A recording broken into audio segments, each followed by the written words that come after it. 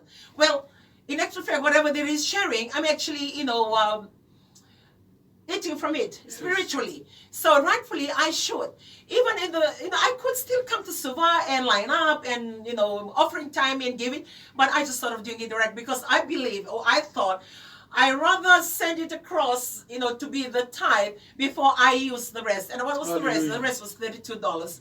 Well, $32 miraculously got us through all these years until I, went on to another position, went on to another position. And that was just God, because He knew the desire of my heart to make it happen. Yes. So as I'm sharing with you today, you may say to yourself, okay, this money is not enough. Look, you need to go past that. You need to take that step of faith. You need to say to yourself, okay, it may look like not enough, but it's going to be enough, because He is going to do it in His own way to make it happen.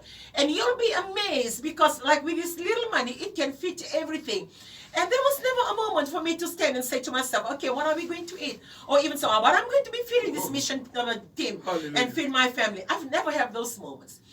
Maybe because I love Him and I'm so close to Him, and I know I know the Holy Spirit, and it has been my confidant, has been my friend all these years. So I didn't just come and know God later. No, I knew God as I grew up, and I already have the close relationship with Him that I can converse directly with Him, and I can hear Him and hear Him well. And I'm so secured with my faith, knowing that regardless or against all odds, whatever it's going to be, I believe definitely, I was so staunch in my faith and knowing that it's going to work. $32 for all the states, it's going to work. And it worked. It worked. Like what I said, I've never had those moments. And it's funny.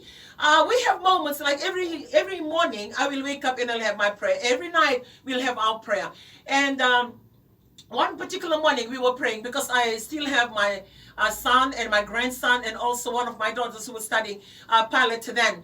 And they used to come and said, okay, Mom, we've run out of this, we've run out of that. They said, okay, don't say the things running out.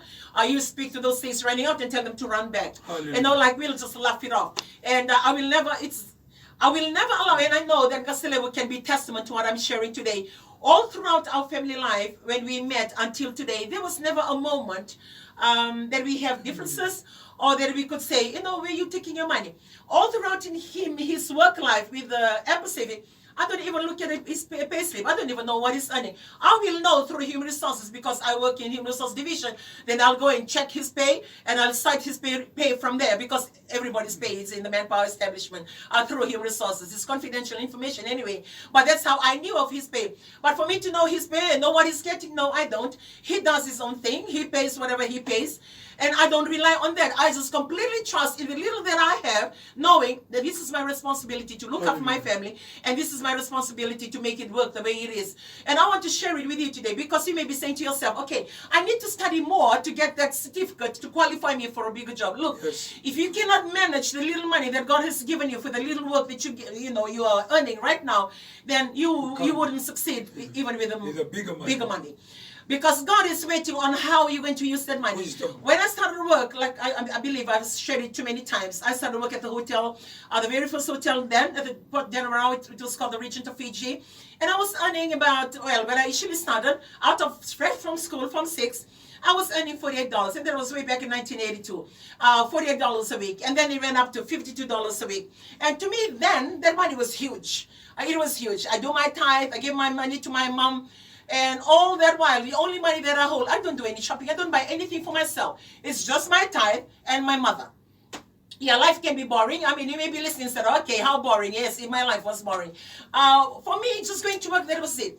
And even to buy my shoes or buy things for me, it's like, okay, do I really need it? Do I really need to pay that? But yet, I just keep enough money just to get me through going to work and coming back home. We have transportation provided from the town to the hotel. We have meals provided. Yeah, most of the things were provided. Uniform, everything was provided. So the money that I was earning was just for my tithe and also for my mother until I met him.